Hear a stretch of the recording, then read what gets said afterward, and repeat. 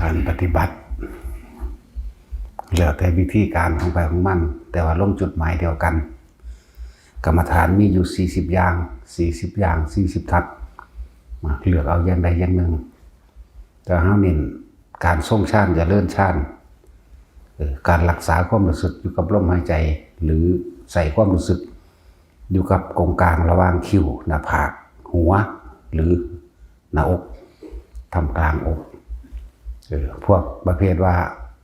ทรงฌานแน่นี่ส่วนมากก็คืออยาก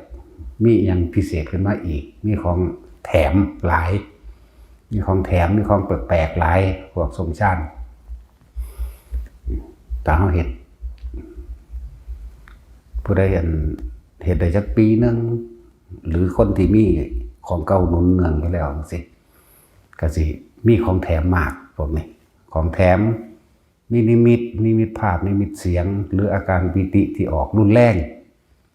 โยกรุนแรงหมุนทรายพวกนี้แต่นี่เฮาเน้นจุดบัดนี้ให้เอาอยู่จุดเดียวปิติมันหลายอย่างก็เลยเน้นว่าเอาจุดเดียวเอาแค่ความรู้สึกเดียวฐานที่ตั้งแห่งจิตตั้งใสตั้งระหว่างลมหายใจครับตรงกลางระหว่างคิ้วเฮาเองนี่นิ่มๆนุ่มๆนวลผู้ใดเฮ็ดเป็นแล้วบัดนี้ถ้าสิเว้าคืออันนั้นแน่เขาจะว่าพวกนี้สิมีฤทธิ์มีเดชแน่จักหน่อยนะแต่ว่ามันก็เป็นไปตามระดับ3ระดับถ้าสิเว้าบางพวกก็รู้ได้เห็นได้นิดๆหน่อยๆเรียกว่าวิชา3บางพวกก็มีอภิญญาขึ้นมาเป็นอภิญญา5แล้วก็อีกบางพวกอาจสิเป็นในปฏิสัมภิทาแล้วก็สุขวิปัสสกะมื้อนี้นี่เป็น4ระดับนั่นแหละพวกสุขวิปัสสกะสิบ่ค่อยเห็นหยังมากดอกเรียกว่าบ่ค่อยบ่เห็นของประหลาดคือหมู่บ่มีของแถมหลายปานใดก็สิแต่ก็รู้ได้ในอาการปิติเกิดได้ปิติมีส่วนมากก็ว่าคนลุกขนพองสยองก้าวขุ่นกายปิติเกิดมั่งเมื่อเฮานึกถึงลมหายใจเข้าออกมีอาการคนลุกขนพองสยองก้าวคนขี้ลุกทั่วโตมั่งเฉพาะหัวมั่งเฉพาะจุดมั่งก็เอิ้นว่าขุ่นกายปิติให้หายสงสัยได้เลยว่าอันนี้คือแปลว่าปิติความรู้สึกนี้คนขี้ลุกคือปิติ2ขณิกาปิติมีอาการจุกอกปลื้มจิตจอกหลอกอยู่ในดอกข้อเฮานี่สะอึกสะอื้นขึ้นมากึกแล้วก็มีน้ำตาไหลก็นี่เอิ้นว่าขณิกาปิติปิติ3ภารณาปิติหมายถึงโยกหน้าเนี่ยโยกนิ่มๆโยกหลังโยกข้างซ้ายและขวานิ่มๆนี่เรียกว่าภารณาปิติโอกันติกาปิติ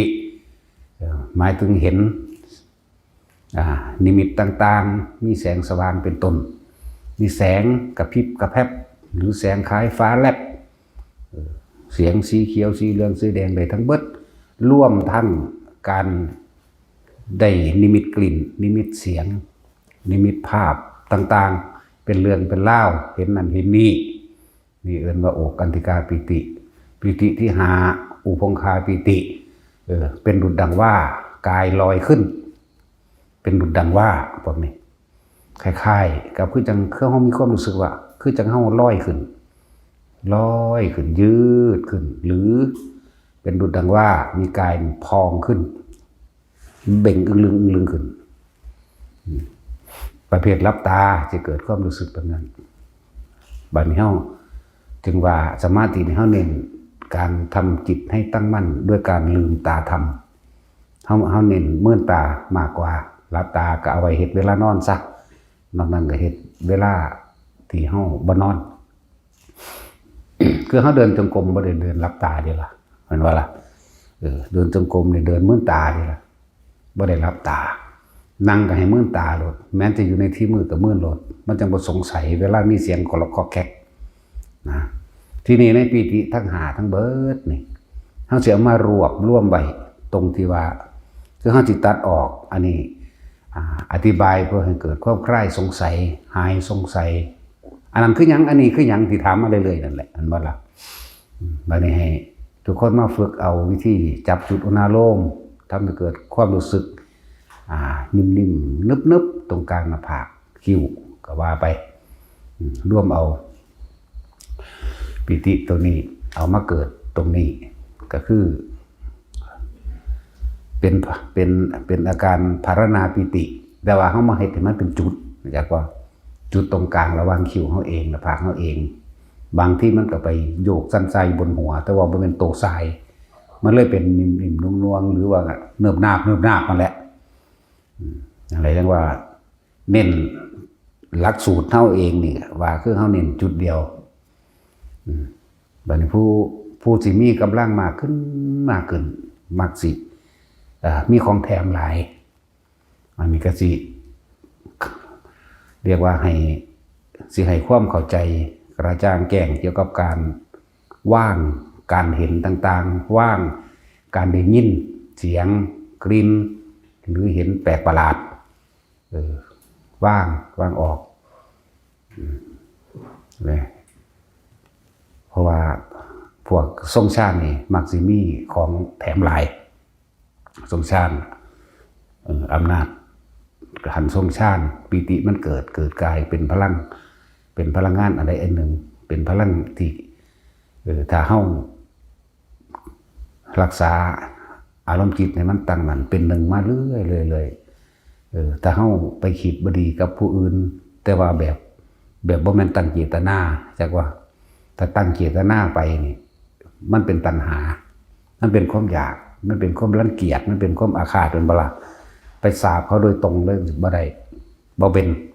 แต่ถ้าเฮาเผลอปากเบาไปแบบบ่ได้ตั้งใจเบากำลังกิจตัวนี้ใส่ได้เด้ตายนะแม่อีหานเสือกตายอีดีเด้นั่นแหละจังว่าพวกเฮาก็เอาทางที่ดีคือเฮาอย่าไปเผลอเบายังกับไผในทางที่บ่ดีในทางที่บ่ดี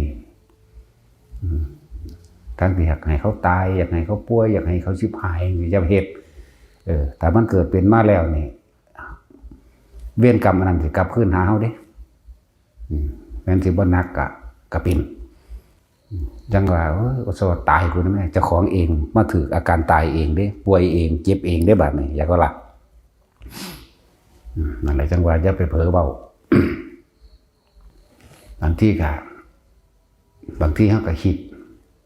โอ้ยอยากกินอันน่องงัวเด้งสิก็ได้กินแล้วเด้มันทั้งใดเด้กินน่องงัวเด้ก็ต้องอ้อมใช้ผักหลายหรอกเอาทั้งมันแบบขึ้นหนึ่งมาซื่อๆนี่ก็ได้นะทั้งสี่มันก็ได้กิโลดหรือว่าคิดอยากกินอันใดอันหนึ่งแต่ว่าบ่แม่นโดยเจตนาเด้อยู่ซื่อๆมันเผลอว่าขึ้นมานี่นะอยากว่าล่ะว่ามันเป็นเท่าเถ่าหรือหนูเถ่าเลยตะลัก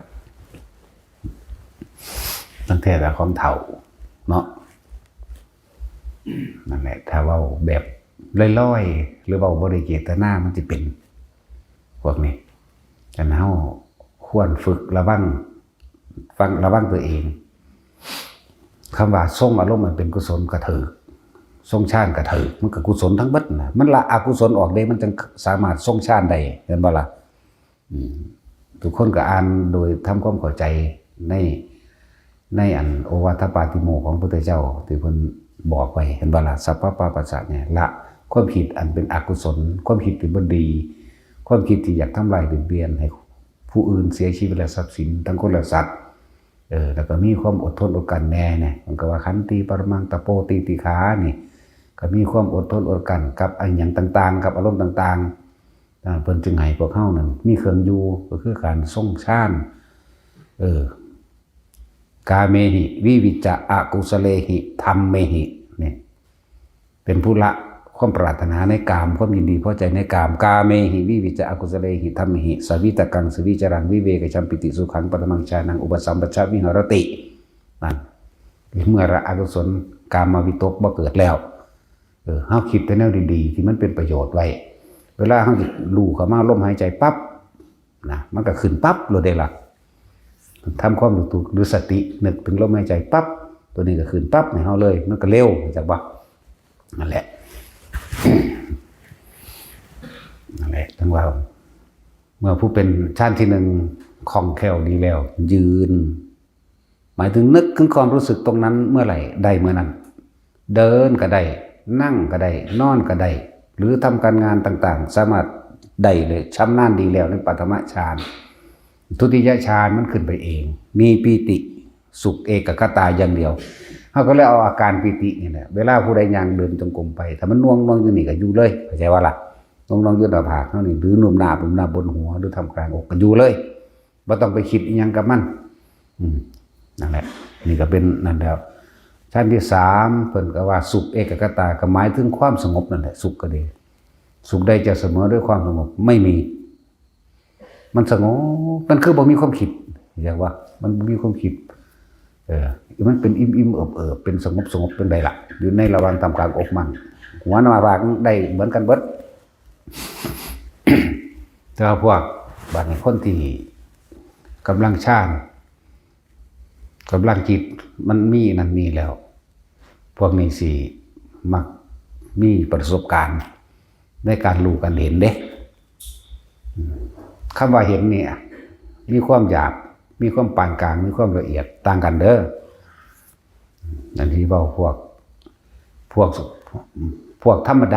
าที่บ่มีปรากฏการณ์บ่ฮู้บ่เห็นหยังนำเขานี่เอาว่าไว้ก่อนเพราะว่าพวกทรงชาติมันจะมีฤทธิ์มีเดชอยู่จะมีฤทธิ์มีความรู้ต่างๆแปลกๆเพิ่นเลยเอิ้นอภิญญาเฮาบ่จักเว้ามันเป็นแต่ลึกลับเป็นแต่ยากกว่าภาษาของพจนีนึงเนาะภาษาของเล่นเฮาว่าเอิ้นของเล่นของแถมนึงเด้อันเฮาเว้าอยู่เดี๋ยวนี้บ่เป็นของวิเศษวิโสอีหยังนี่แหละเหมือนกันนะครับฝึกวิธีลัดหรือทางอ้อมให้แต่ละคนคือการทำกระดาษออกจากผ้าเฮ็ดปากกาเฮ็ดของที่ใหญ่ขึ้นแหละดอกตาคอนเราเอาหมักแตงโมบนเฮ็ดมันออกได้เห็นว่าล่ะเอาตัวของเฮ็ดได้แล้วหมายถึงเอาตัวเองมันได้แล้วใส่ได้แล้วนั่นเหลือแต่ตัวเองบ่ทันออกซื่อเราเฮ็ดใหญ่ขึ้นคือขวดน้ำ2 ลิตรจังซี่เขาก็เฮ็ดออกได้มันแตงโมคูรูอยู่บักใหญ่แล้วมันก็ออกได้แล้วบัดนี้เอาตัวเองเฮ็ดเล่นๆไปหั่นแหละของเล่นเฮ็ดตัวเองออกมันตัวเองออกจากผ้าได้ก็ลองไปเผลอพิงฝาผนังลองเบิ่งถ้ามันทะลุออกมาได้ก็นั่นแหละจังคอยฝึกไปเรื่อยนี่คือกำลังฌานพวกนี้เป็นวิธีฝึกหลักทางอ้อมอย่างหนึ่งแต่คนมีปัญญามันสามารถจับจุดได้เด้คนที่รู้ทันจับจุดใดนี่จับจุดระหว่างช่องว่างระหว่างกลางแห่งความว่างเป็นแบบใดแต่ว่ามันหน่อยมันสั่นแห้งพวกนี้มันสั่นอีหลีทั้งเฮ็ดเล่นไปเฮ็ดเล่นมามันนั่งจับได้ดอกเท่ากับแตกแขนงเอาเองนะรู้ไว้เนาะต่อยอดเอาเองนะหมายถึงว่าเฮ็ดเล่นไปเฮ็ดเล่นมานะครับอีกอย่างหนึ่งคนที่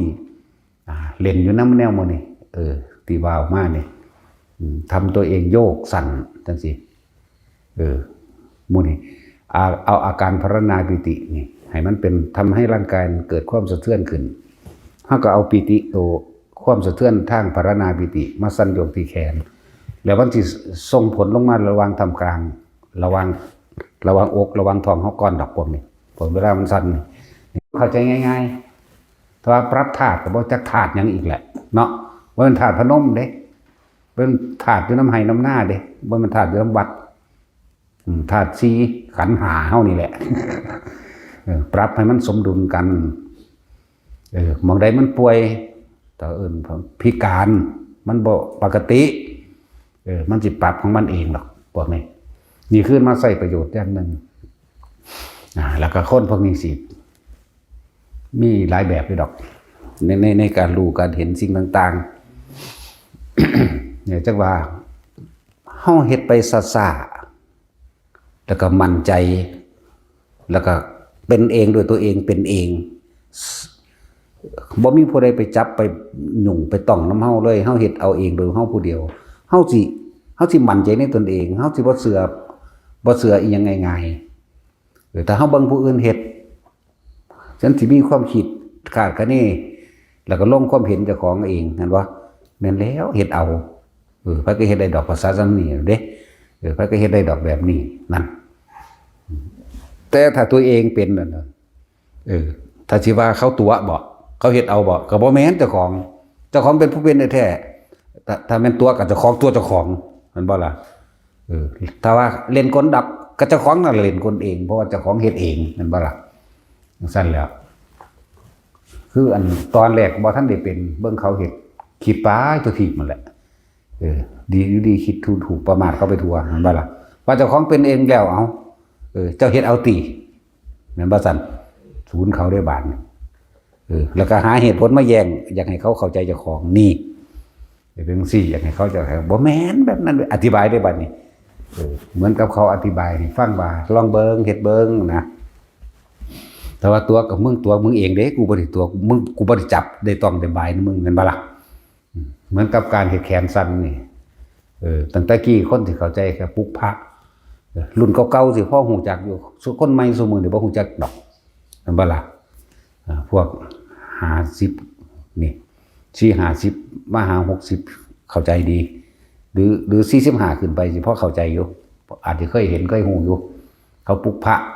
จังซี่นะจะหลักการเดียวกันแต่ว่าคนละเจตนาเข้าใจว่าล่ะใส่หลักการเดียวกันส่วนตัวคาถานำนั่นน่ะมันเป็นแค่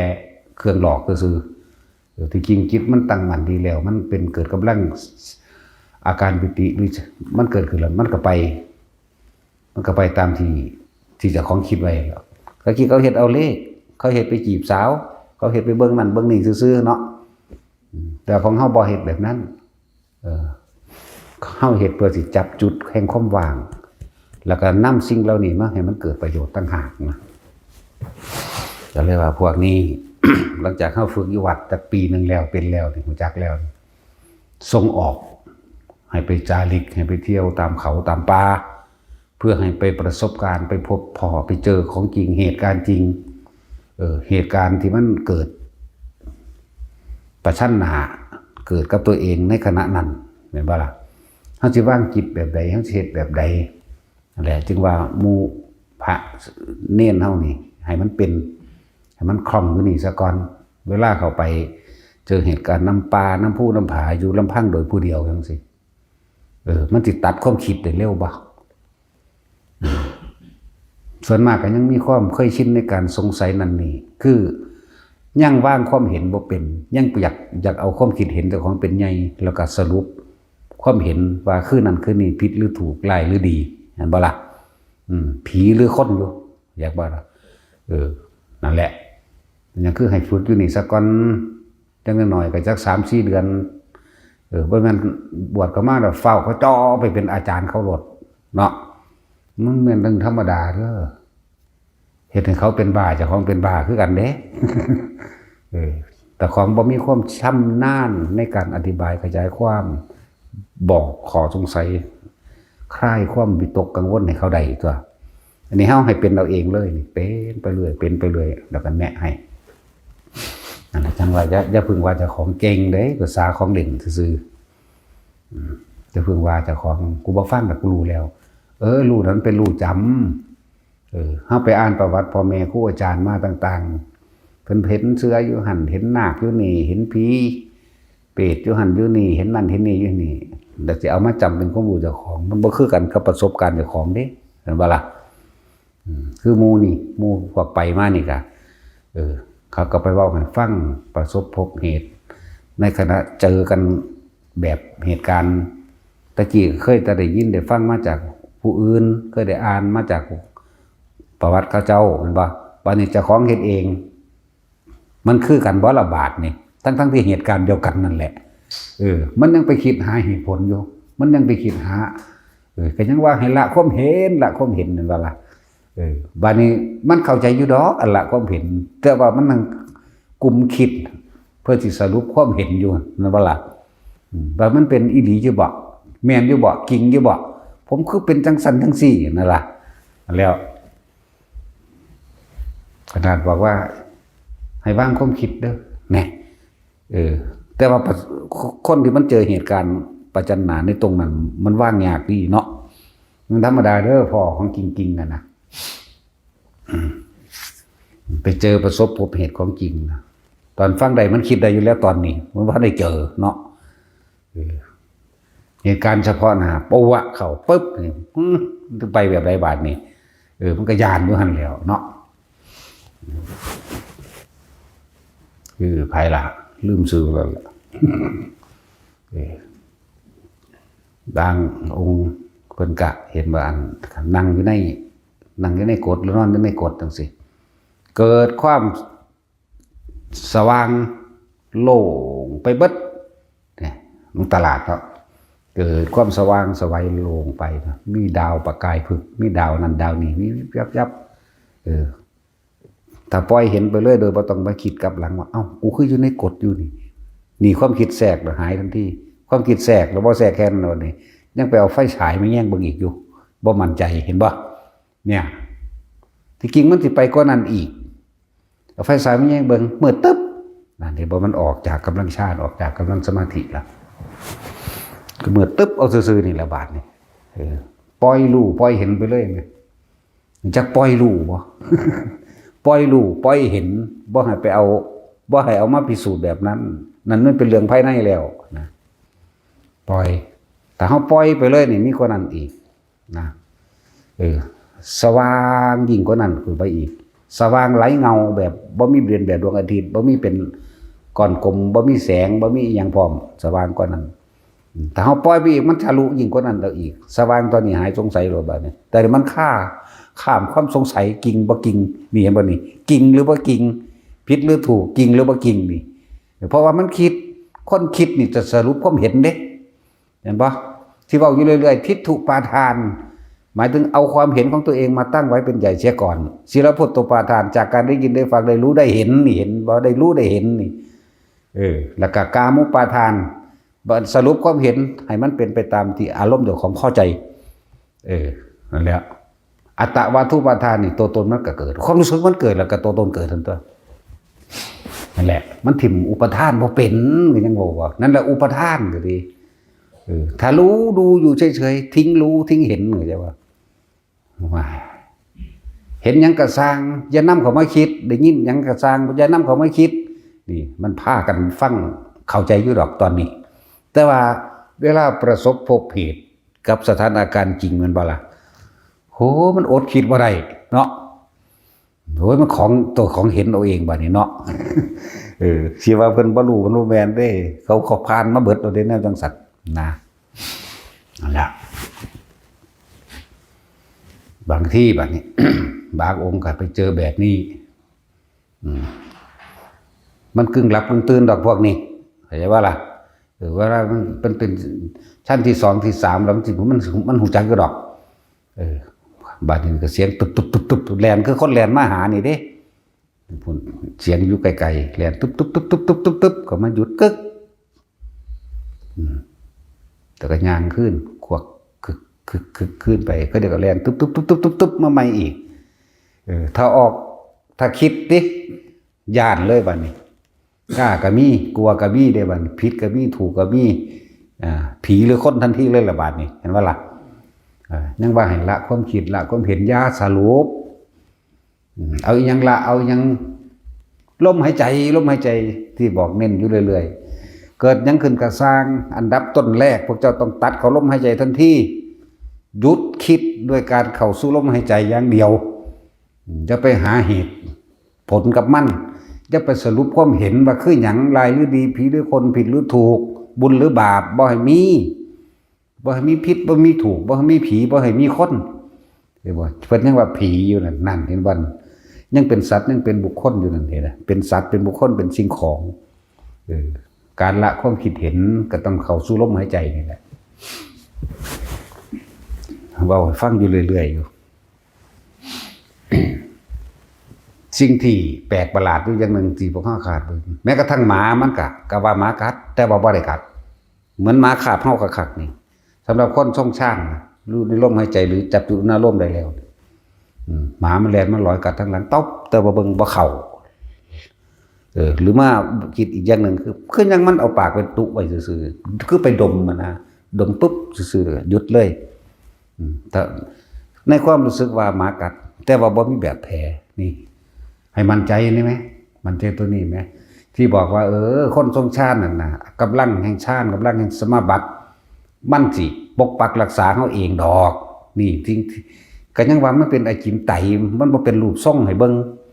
แต่ว่าคนที่ประสบเหตุเองแล้วน่ะมันก็หยุดได้มันก็บ่อันตรายขนาดรถชนกันแท้ๆมันก็ยังบ่เป็นหยังเห็นบ่ล่ะผู้อื่นเห็นแม่งตายแล้วเนาะแน่ลูกของจองออกมาก็ยังมีบ่เป็นหยังหลายคนแล้วเด้ล่ะอยู่นี่ก็ดีที่รถชนกันมุนเลยเท่านึงแล้วอยู่ฮอดพิษณุโลกตัวแล้วยังขี่รถมาอ่างให้เฮาฟังดูเฮาก็ให้ความมั่นใจนั่นแหละเป็นกำลังชาติเกิดกลายเป็นบุญญาฤทธิ์ก็ว่าเป็นหยังก็ว่าไปนั่นแหละมันหาซื้อมาประกอบเพิ่นซื้อได้เห็นบ่ล่ะปกปักรักษาไว้เฮาบาดเจ็บไว้เฮาอันตรายเองหลายคนแล้วบ่แม่นซ้ำนี้แล้วจึงว่าให้มั่นใจในตัวนี้หมาฝรั่งบักใหญ่อันหมาฝรั่งบักใหญ่นี่หลุดออกมาจากบ้านเขามุ่งตรงใส่เฮาเลยนี่ปึ๊บนี่บ่ต้องคิดหยังเข้าสู่ลมหายใจปั๊บตอนแรกอาจสิคิดปุ่นคิดปีอยู่เขาลมหายใจปั๊บทรงชาติจับจุดเนื้อลมได้ปั๊บย่างไปโลดมันบ่กัดดอกก็ดื้อตัวนี้มันรักษาของเฮาไว้แล้วอยากว่ามันอยู่มันว่านึงมันบ่เข้ามาดอกมันบ่เข้ามาหาเฮาดอกมันก็หยุดนิ่งเฉยแจงหางใส่ดิกๆเฉยพุ่นแล้วนั่นแหละนี่เลยเอิ้นว่าอยากมีฤทธิ์มีเดชในจักหน่อยของแถมบ่อยากให้เว้าเรื่องฤทธิ์เดชปานใดดอกแต่ก็ต้องเว้าแหละบ่อยากให้ไปว่าเป็นผู้มีฤทธิ์มีเดชหยังอยากว่าของแถมมีของแถมเฮ็ดเป็นของเล่นไปหั่นน่ะคือก็เว้าให้ฟังหลายอย่างแล้วล่ะแต่ละอันแต่ละอย่างก็มาอันแล้วการเข้าไปหรือบางที่เฮาจิตกำลังตั้งมั่นดีอยู่แล้วมันเป็นสมาธิแล้วคำว่าในคณิกะสมาธิก็คือจิตตั้งมั่นในขณะนั้นแหละคำว่าอุปจารสมาธิจริงๆมันก็ตั้งมั่นไปเรื่อยแต่ว่าเฮาบ่ผ่านนิมิตต่างๆนิมิตเสียงนิมิตกลิ่นเรื่องอุปจาระจริงๆมันตั้งมั่นของมันไปแล้วแม่นบ่ล่ะแต่ว่าโดยความที่เฮาไปนำเสียงที่ได้ยินมาเสียงสวดมนต์ดังทั้งฝ่างบักมวนเลยเอามาคิดได้บ้านนี่คิดสวดบทนั้นบทนี้สวดธรรมจักรสวดกุศลาสวดอภิธรรมนั่นเผลอไปแล้วเข้าใจบ้านนี่เผลอไปแล้วได้นี่ยิ่งถ้าเฮาบ่สนใจทางชัดเจนกว่านั้นอีกชัดเจนถ้าเฮาฮู้ตัวว่ากูกำลังเผลอคิดบีบเข้ามาล้มทันทีอย่าว่าล่ะถ้ากันเว้าซื่อๆอันสักแต่ว่าได้ยินสักแต่ว่าได้กลิ่นสักแต่ว่าเห็นบ่เห็นจริงๆเห็นจริงๆประสบพบหน้ากันในขณะนั้นนะมันบ่ธรรมดาเด้เนาะมันอดคิดบ่ได้ติคนเฮามันเคยคิดในการคิดเนาะคิดสรุปหาเหตุผลโดยทั้งโลกมันสิคิดหาเหตุผลได้หรือเสียเด้เหมือนว่าผิดหรือถูกได้หรือเสียกำไรมากกำไรน้อยหรือหาวิธีแก้ไว้เด้เนาะแต่โดยทั้งธรรมเฮาบ่มีผิดบ่มีถูกหมายถึงว่าบ่ให้คิดนั่นเองบ่ให้แก้บ่ให้ใดๆทั้งสิ้น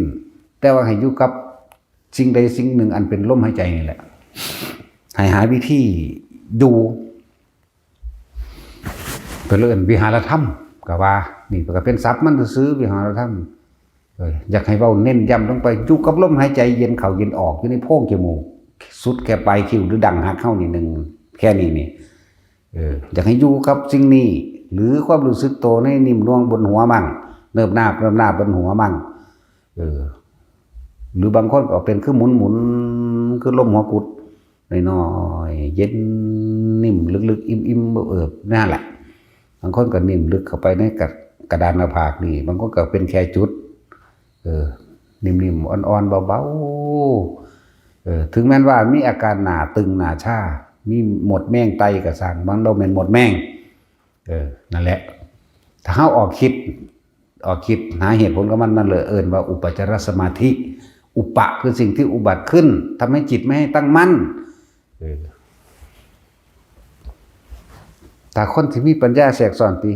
สิ่งใดเกิดสิ่งนั้นก็ดับเองอย่างวันนี้อนิจจังอนัตตานี่ไหมสิ่งใดเกิดสิ่งนั้นดับไหมบ่เที่ยงบ่จีรังจังยืนนี่ไหมมันบ่เกิดแซ่จังซั่นเด้ล่ะเดี๋ยวนี้ก็บ่เห็นว่ามันเกิดแซ่แม่นบ่ล่ะมันบ่แซ่อยู่จังซั่นดอกถิ่มลงอนิจจังอนัตตาเบิดโลดมันจังบ่สงสัยตอนนี้ฟังอยู่มันเข้าใจอยู่ดอกเนาะมันบ่ทันได้พอเหตุการณ์ประจันหน้ากันจริงๆเนี่ยนะประสบพบปะวะเขาเลยนี่โอ้ยธรรมดาบ่อยู่ไสก็มีเบิดก็ยังเว้าให้ฟังว่าเดินจงกรมอยู่นี่ทางก็เป็นคลื่นเด้ทางจงกรมเฮาเองเป็นคลื่นบางทีก็คือสูงขึ้นบางทีก็คือเป็นต่ำลงบางทีก็คือเป็นคลื่นน้ำเนี่ยคลื่นใหญ่ๆเด้บ่แม่นคลื่นน้อยๆนะนั่นแหละถ้าผู้ใดเห็นมันก็สิบ่อธิบายยากปานนี้หรอกแต่เฮาก็อยู่กับลมหายใจกับอุณหภูมิเฮาเองนี่แหละกลับไปกลับมากลับไปส่วนเรื่องการเห็นโดยในตาของมันเองเป็นคลื่นแต่ก็เป็นปกติแล้วก็ย่างไปเฮาได้สนใจแล้วมันก็เปลี่ยนอันใหม่ได้ล่ะนั่นเกิดดับเป็นบ่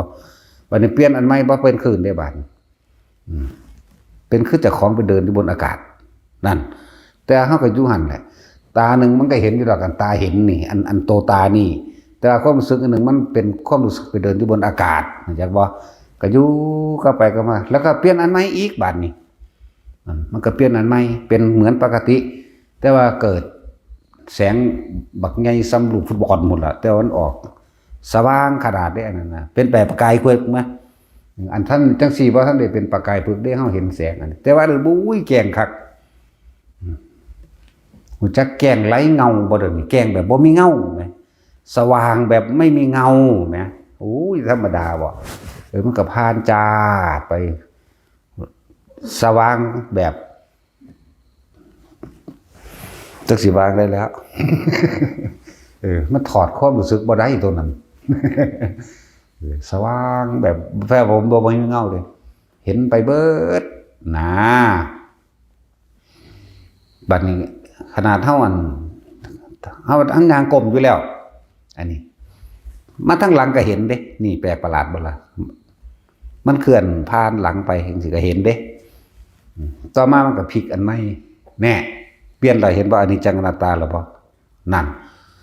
วันนี้ก็เป็นน้อยๆสัมปมือสัมปตีนลอยอ้อมเฮาเองบ่แม่นอ้อมวนๆจังซี่เด้อ้อมไปตามข้างตั้งจงกรมอย่าไปใส่ความเห็นว่าเทวดาอย่าไปใส่ความเห็นว่านั่นนี่มาโมทนาเด้อย่าคิดเด้เพราะฉะนั้นมันพวกเจ้าสิ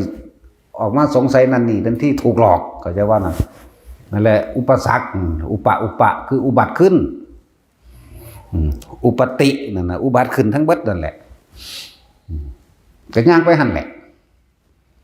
ฮอดจับเอาหุ่น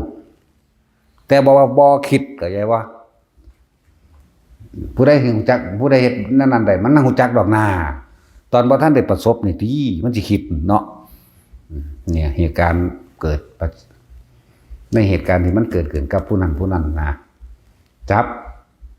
แล้วก็วางใส่เงาไม้ไว้ต่อไม้วางไว้จับปุ๊บก็ฮู้เห็นอยู่แต่บ่คิดเห็นบ่จับปุ๊บแสงนั้นดับทันทีแล้วก็เหลือแต่เป็นลูกแก้วก็วางไว้บ่ต่างกันเลยกับลูกแก้วตาแมว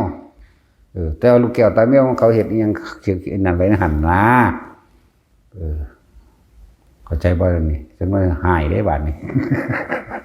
เป็นแก้วใสลูกแก้วใสๆธรรมดาบ่มีของอยู่ทางในวางไว้ถ้าสีเขียวก็เขียวเลยเป็นแก้วเขียวเลยถ้าขาวก็ขาวใสเลยถ้าแดงก็แดงเลยเหลืองอำพันก็เหลืองอำพันไปเลยเด้วางไว้โอ้ยแต่เป็นกรรมพุ่นทอนิ้วก้อยนี่กันทอมื้อนี้พอผมมือทอนิ้วก้อยโทโปรตีนบางที่เขามาเล่นน้ำก็เอาให้เขา ก็ของบ่ได้ไปมีเป็นของวิเศษอย่างเขาก็เอาใส่คือหลังจากเอาไปปัดทาง กวาดใบไม้ออกแล้วทั้งสิ้นนะเขาก็เก็บรวบๆกับกำเป็นสีปุ่นกว้างลงในจานนั่นแหละจักว่าล่ะแล้วเขาไปเห็นเอาคืองามเลยขอเนี่ยก็เอาให้เขาลูกเกียวตาแมวก็บอกซะกันแล้วตัว แหละจึงบอกว่าบ่ให้ไปบ่ต้องไปสรุปความเห็นว่ามันคือหยังจักว่าบ่ให้ว่ามันคือหยังมันเป็นหยังนี่เดี๋ยวสิเว้ารวมๆไว้ว่าถ้าพวกเขามีความคิดเห็นขึ้นมาปุ๊บมันสิมีร้ายหรือดีผิดหรือถูกเห็นบ่คืออะไรเข้าใจคำว่าบ่ให้สรุปความเห็นบ่ให้วางความคิดบ่นั่นแหละเกิดยังขึ้นกระสร้างพวกเจ้าต้องมั่นคงอยู่เลยเฉพาะลมหายใจหรืออุณหภูมิเจ้าของมันบ่แม่นแค่นี้อันมันเป็นของมันกิ่งคือเฮาเห็นกันเดี๋ยวนี้บ่เด้มันบ่แม่นธรรมดาเด้มันบ่แม่นหลับตาแล้วมาเว้าโอ้ยประเภทหลับตามาเว้านี่เว้าซาดนี่ก็เบิดเด้ตะกี้มันเป็นแบบนั้นอีหลีตะกี้คือเฮาออกนอกอย่างเดียวหมายถึงเฮาไปมีความสนุกสนานเพลิดเพลินจุดตามสวรรค์นรกพุ่นนะจุดตามบาดาลบ่เดินยังก็ว่าไปอยู่พุ่นล่ะเมืองลับแลบางบทก็ว่าไปหรือเขาเอิ้นหยังผู้เขาหิมาพานต์พุ่นล่ะพุ่นไปหาเบิ่งสัตว์ประหลาดแปลกๆอยู่พุ่นนะมีเอิ้นออกนอกหรือเพิ่นเขาจะว่าทรงคิดออกนอกพูนความรู้ความหยังเฮาไปเพิ่นอยู่กับสิ่งเหล่านั้นนะนั่นแหละจังว่าได้ที่หลวงปู่มันแสฟาดเอานั่นถูกต้องแล้วมันไม่รู้สึกตัวความหมายเบิ่นเป็นนอนเป็นหมูเป็นหมาอย่างอยู่นี่นะว่าเฮาขี้ข้านหมูขึ้นเคียงนอนเป็นหมาเป็นหมูเป็นหยังไปฟาดเอาบ่รู้สึกโตนะคำนี้ว่าเอาที่หลังได้คำว่าบ่รู้สึกโตแก้โดยตนเองจังเข้าใจคำว่านี่บอกคำว่ารู้สึกตัวนะนี่บอกคำว่ารู้อะไรก็ไม่สู้รู้สึกตัวโอ้มันอันนี้บ่ความเจ็บปวดจากกกหูกกหูไปเด้ใบหูข้างบนไปเด้ฟาดเป็นแสยาวลงมาหาแอวยังจื้อได้คือเก่าอยู่นี่แดงจึ้งคืนขึ้นอีหลีนี่เด้ถ้าว่าบ่จริงกับมันคือเป็นข้องฟกขึ้นอยู่ซ้ำนิ้วมือข้องบักเหย้าเลยแต่ว่ากิ่งก็คือบ่เห็นคนตีก็มันเป็นสะลึมสะลือจังว่าล่ะสิว่าฝันก็บ่แม่นบ่ฝันก็บ่แม่นไปยะเข้าอีหลีนี่นะแล้วจนว่าไปเอากระจกน้อยๆนั่นมาแย่งเบิ่งแม่นอีหลีนะแม่งได้มันเจ็บอีหลีแล้วแต่จังเข้าใจคำว่ารู้สึกโตรู้สึกโตนะจุดใดจุดหนึ่งนี่อันนี้เฮาจังมาแตกแขนงต่อยอดเอาเองอันนี้ เพื่อจะให้คนเข้าใจง่ายนั่นแหละเกิดยังขึ้นกับช่างที่เน้นย้ำเสมอเลยเน้นย้ำตลอดเลยว่าบอนอยากเบาสู้มือได้อันนี้เกิดยังขึ้นกับสร้างพวกเจ้าคิดว่าออกบอกว่าถูกไล่หรือดีผีหรือคนให้พวกเจ้ากลับเข้ามาหายลมหายใจสะก่อนปุ๊บผู้ใดเก่าอยู่ได้อุณหภูมิได้ก็อยู่ไปเลยนี่คือบอกให้ไปลงความเห็นต่างๆกับสิ่งที่ตาเห็นหูได้ยินมันเป็นเรื่องเป็นเล่าแล้วก็สิ่งที่เฮาประสบพบเหตุพบเจอเหมือนกับเฮาเห็นกันเดี๋ยวนี้มันเด้นั่นแล้วถ้าบ่คิดแล้วมันก็บ่เป็นหยังอีหลีได้ล่ะเข้าใจว่าล่ะถ้าบ่คิดแล้วบ่ไปคิดสรุปเพื่อให้มันเป็นนั่นเป็นนี่ไล่หรือดีผิดหรือถูกได้มั้ยแต่เฮาบ่ไปคิดไล่หรือดีผิดหรือถูกได้มั้ยบุญหรือบาปนั่นแหละแต่เฮาบ่คิดสิบ่มีหยังเลยมันเป็นการว่างเลยคำว่าว่างหรือบริสุทธิ์ในตอนนั้นก็คือไม่นำสิ่งที่รูปรสกลิ่นเสียงมาคิดก็จะว่านี่นั่นแหละว่าธรรมดาบางที่กันนั่งอยู่นี่เสียงคนเลี้ยงงัวเลี้ยงควายปงเลงปงเลงปงเลงเด้เสียงไรงัวไรควายตีงัวตีควายเฮ้ยดังเปี้ยอีหลีเด้เสียงควายมันเจ็บเสียงงัวมันเจ็บมันก็สะบัดข้อนี้โอ้เล้งเป็นกันนะแต่ควายตอนนั้นสิเป็นโบราณแบบหมักซูมือนี่เขาเอาเหล็กเห็ดนั่นว่ากวางล่างกวางอันแป้งมันบ่ล่ะตะกี้มันคงวังเด้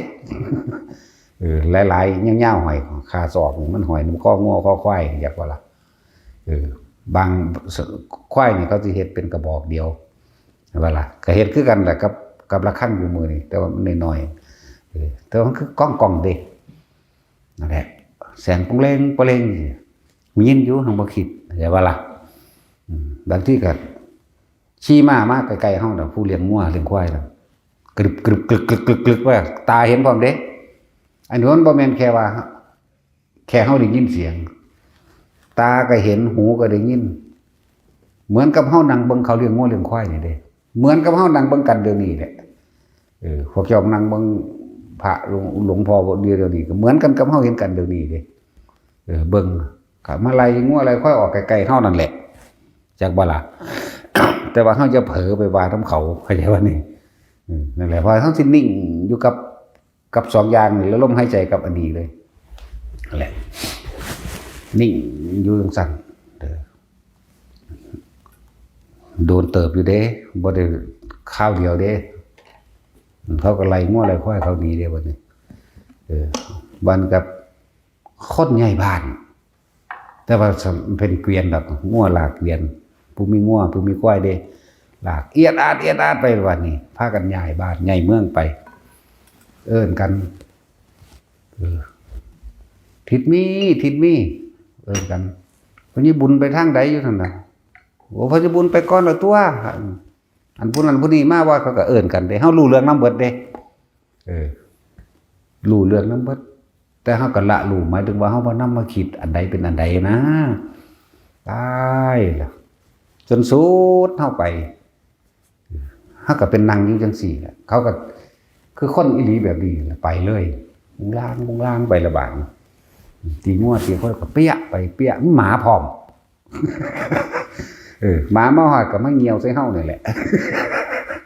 งางขาก็ได้เหี่ยวดิ้งใส่เฮาฟิตไปทางใหม่เหรอนั่นแหละแต่บ่ได้คิดเด้แต่คิดเฮาสิถูกหลอกทันทีอุปทานหลอกเข้าใจบ่อุปทานหลอกนั่นแหละแต่เฮาหยุดคิดตัวเดียวสิ่งที่เคยได้ยินได้ฟังได้รู้ได้เห็นมามันก็ละของมันเองเห็นบ่อารมณ์มันก็เกิดบ่ได้กามุปทานเกิดบ่ได้อัตตวาทุปทานก็เกิดบ่ได้เด้มันเลยเป็นสักแต่ว่าได้ก็เลยเพียงแค่เห็นซื่อๆได้ยินซื่อๆได้กลิ่นซื่อหมาก็มาเหี่ยวใส่หม่องของจริงเลยล่ะถ้าสู้ว่ามันหมามาเหี่ยวอยู่นี่ก็สิเหี่ยวใส่เฮาดิ้งๆอยู่นี่แหละจากวันนี้แต่ว่านั้นเป็นป่าเราฟังไว้ตัวพวกกันพอหลังจากนั้นไปแล้วผู้ใดสิไปอีกก็ไปนะพอเฮานี่ส่งเสริมการเดินป่าส่งเสริมกันว่าให้ไปเห็นของจริงประสบการณ์ประสบพบเหตุด้วยตัวเองเลย ส่งเสริมเดินป่าส่งเพิ่มไปให้พบพ่อพบเห็นด้วยตนเองความรู้จำที่เฮาได้ยินได้ฟังมานั่นแม่นสิเอามาเว้าจังได๋ก็สร้างมันบ่เป็นความรู้สึกของเจ้าของที่มันพบจริงๆนั่นบ่ล่ะคือไปเฮ็ดจังซั่นคือไปจังซี่โอ้ยเอาไอ้มึงเห็นกับหน้ากับตาซะก่อนวะเนาะนั่นแหละทางจงกรมก็ว่าแม่นทางดีๆเรียบๆแบบนี้ว่าซั่นคือทุกอย่างเป็นจงกรมได้เบิดบาดนี้มันเป็นสื่อให้บำเพ็ญเพียรซื่อเนาะมันก็ย่างไปหรือแม้กระทั่งบิณฑบาตเนี่ยมองบ่มีบ้านคนเฮาฮู้อยู่แล้วเข้าไปเงิน70-80 โลหรือเป็น100บ่มีไผเลยเฮาก็บินเอาขอวัดซื่อๆได้ล่ะบิณฑบาตเป็นวัดซื่อๆได้ล่ะเขามีหรือบ่มีก็บ่ได้สนใจละก็ต้องบินซื่อๆนั่นแหละเฮ็ดไปแต่พวกเฮามันบินน้ำบ้านน้ำเมืองอยู่ดอกซ้ำแค่5 กิโล 10 กิโลโอ้ยกระจอกเนาะไก่นึงได้ซะเด้อ ถ้าเฮาบ่คิดทั้งบ่เมื่อยแต่สิว่าเพลินในสิ่งที่เป็นกุศลก็เว้าได้อยากว่าล่ะคือมันบ่คิดออกนอกแล้วมันสบายเด้เห็นเว้าสรุปเอาที่หลังซื่อๆเด้ตอนนั้นมันอิ่มเอิบจังซั่นล่ะในอาหารก็เอาปิติเด้เป็นอาหารก็เลยแม่นบ่ล่ะกินอาหารใจเลยตัวยากหยังเอาปิตินี่เป็นอาหารมันบ่จ่อยหรอกก็พอสำเก่านั่นแหละ คือเว้าไว้เพื่อว่า แต่ละคนเมื่อไปประสบพบเหตุการณ์โดยตนเองละแบบใดละคือบ่คิดนะแต่เวลามาจังสี่เฮาก็สามารถคุยกันฟังได้อยู่คุยกันฟังแต่ว่าตอนอยู่หันจะไปคิดเด้มันสิย้านมีสองอย่างแต่คิดน่ะกล้ากับกลัวพอใจกับไม่พอใจผิดหรือถูกนั่นคืออะไรนี่มันจะไปจังซั่นเด้มันติดต่อกันไปเรื่อยเด้แบบนี้จริงหรือไม่จริงแล้วก็สงสัยไปหน้าเรื่อยๆเด้หาข้อสรุปบ่ได้หาข้อสรุปบ่ได้ว่ากินหรือบ่กินบางที่ที่เขาจะเอื่นโป้งนั่นโป้งนี่ว่านั่นแหละกับพุ่มอะไรอันนึงไม่หันแหละบักใหญ่สัมผัสลมหมดละสัมผัสลมมูนี่แต่ว่ามันบ่ได้แกงแบบบ่ได้แกงคือดวงอาทิตย์บ่ได้แกงแบบเหมือนกับดวงจันทร์เหมือนแสงกับเป็นแสงลักษณะคือแสงอีเกิงแหละแสงดวงจันทร์ก็ลอยมาวืบก็มาไกลๆเฮาใหญ่เด้แต่ว่าบ่เป็นแสงออกแบบนี้เรียกว่าแสงดวงจันทร์นะมันก็ลอยเข้ามาใกล้ๆเฮานั่นแหละแต่อยู่ห่างว่าแขนเดียวนี่แหละถ้าว่าเพราะมันว่าจังซี่สิ่งที่เข้าใกล้เฮาได้ก็คือในรอบของเฮาเองสุดบังหันล่ะวืดเข้ามาแล้วก็ค่อยลอยออกไปอีกลอยขึ้นไปสูงแน่ก้มลงมาใหม่วืดเข้ามาอีกวืดขึ้นไปก็นั่งเบิ่งอยู่หั่นแล้วเดี๋ยวก็เศร้าด้วยล่ะแล้วมันไปแล้วแสงมันก็เพราะว่าถึงความสว่างทึบสว่างสลัวแบบดวงจันทร์นั่นแหละก็หายไปเองอย่างสิก็มีเพราะมันเกิดขึ้นในมือเดียวกันที่อันเว้ามาหลายๆนี่ทีละอันทีละอย่างเป็นบางมือนะนั่นแหละแต่เราจะลืมว่านี่เว้าเรื่องลืมตาทำบ่ได้เว้าเรื่องรับตาเว้าเรื่องรับตาโอ้โหหลายโพดนะประมาณบ่ได้อยากสิเอาไหนขึ้นก่อนเยอะนี่เว้าเรื่องมื่นตาเบิ่งเลยมื่นตาหูก็ยิ่งดีๆมีสติสัมปชัญญะรู้เบิดทุกอย่างรู้สึกโตได้เบิดทุกอย่างสติก็บ่ได้เลอะเลื่อนสัมปชัญญะคือความรู้สึกโตก็มีอยู่แล้วเข้าใจบ่นั่นแหละรู้สึกโตเบิดเสียงผีกองก้อยมันนี่แหล้วพวกเขาแต่ผีกองก้อยมันก็เป็นภพภูมิอันนึงจัดอยู่ในเปรตชนิดหนึ่งแต่ที่ว่าตามศัพท์ภาษาอันตามสัตว์จริงๆนะแต่ว่าภาษาพื้นบ้านก็มันอ้อยมันบ่ได้ว่ากองก้อยเด้มันอ้อยเด้มันบ่ได้ว่าจังสันมันบ่ได้ว่ากองก้อยคือกองก้อยเด้หาบางคนเว้าว่ากองก้อยกัก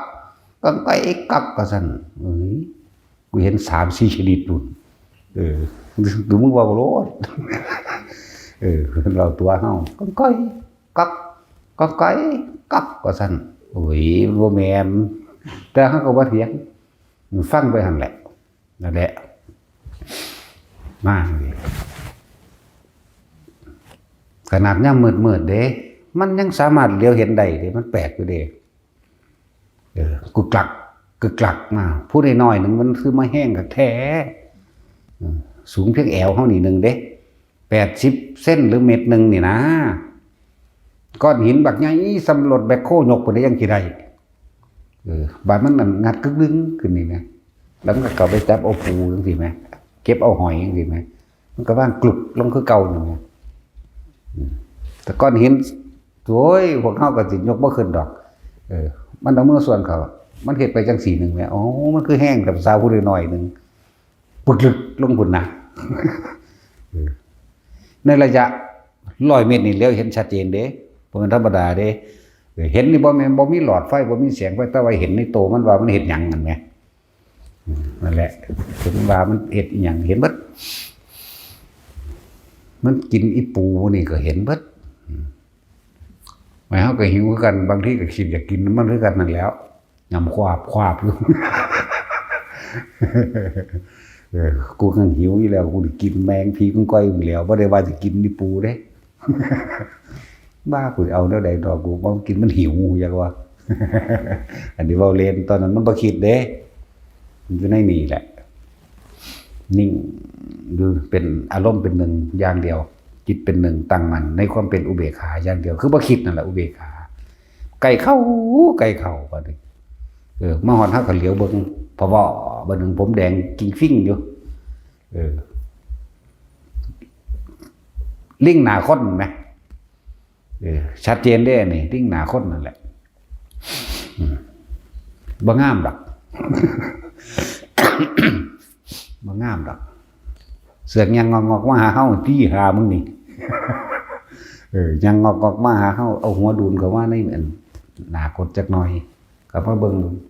แป๊กออกไปยังไปอีกจักหน่อยก็ยังก็มาดูนเขาอีกแล้วแป๊บออกไปมันก็เบิ่งหันแล้วเบิ่งอยู่ซื่อๆนี่เด้ชัดเจนอันนี้ชัดเจนนั่นแหละนี่คือชนิดสูงเพียงแอวชนิดเพียงหัวเข่านี่ก็ลิงยืนนั่นแหละคือเฮาได้เห็นลิงทั่วไปนี่นะที่มันยืนซ้ำลิงยืนขึ้นนะหัวแดงแก้ว้อยอยู่เด้ยิงฟิ้งอยู่ดอกจังซั่นล่ะตัวนั้นก็แห้งคือกันเด้โอ้นั่นแล้ว